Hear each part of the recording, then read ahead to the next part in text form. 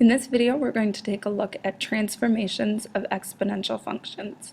So what I have for you here, if you pull up your vocab sheet, you can follow along and take notes if you need to, is a list of the different types of transformations.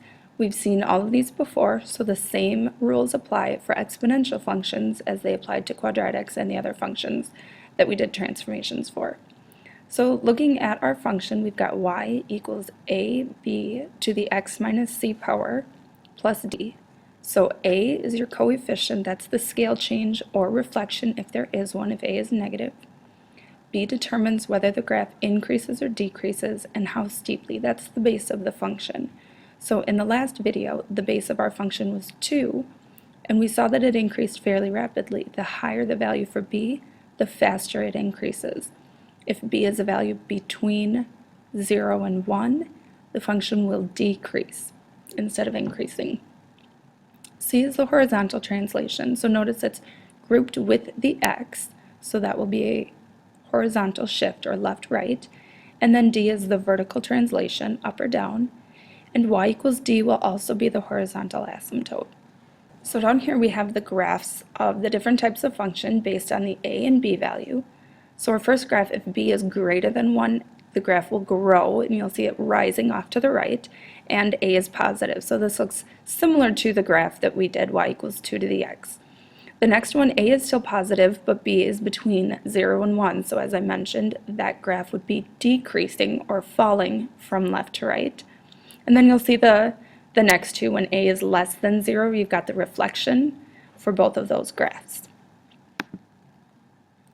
Our next job is to graph a few translations of our y equals 2 to the x function. So what I have is the parent function graphed for you, and we are going to shift it up 4 because we have y equals 2 to the x plus 4, and that 4 is not grouped with the x, so it is not a horizontal shift, it's a vertical shift. So what you could do is just take all the points of the parent function, shift them up 4. So our new asymptote will be at y equals 4, and the graph will grow off to the right. Our next one, we're going to look at a vertical shift down 3 units.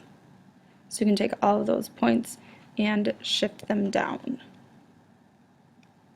And this time our horizontal asymptote would be y equals -3.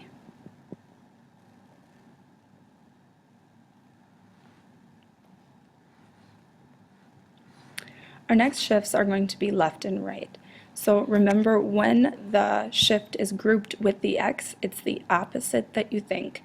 So our first graph, it looks like we should shift it left 3, but we're really going to be shifting it to the right 3. So you can take all of those points and move them right 3 units. And the asymptote will be the same because we're shifting it left and right. The asymptote only changes when your graph moves up or down. And our last translation will be left 4. Again, same reason. It looks like it's a plus 4. It looks like we should shift it to the right, but because it's grouped with x, it does the opposite of what we think. So all of our points are going to move left 4. And that's our final graph.